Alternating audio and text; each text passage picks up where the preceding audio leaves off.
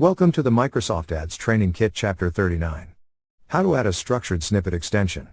In this video tutorial, we are going to take a look at how to add a structured snippet extension, step by step. So let's get started. So from our Microsoft Ads dashboard, select All Campaigns and then select Campaigns. Select one campaign from the list. Now select Ads and Extensions and click on Extensions from the top. Then click on View Site Link Extensions button and select Structured Snippet Extensions from the list. Now click on Create Add Extension button. Here click on this Add New Structured Snippet Extension link, then enter your header, choose from this list. Next, fill your values with your brand and you can add more or remove extra from here. Here you also have selected days and hours options, click on it. Here you need to enter more details like time zone and display time and then click on Save button. So this is how you can add a structured snippet extension. Thank you for watching.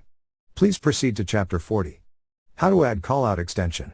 Inside that video, we are going to take a look at how to add callout extension, step by step. See you in the next tutorial.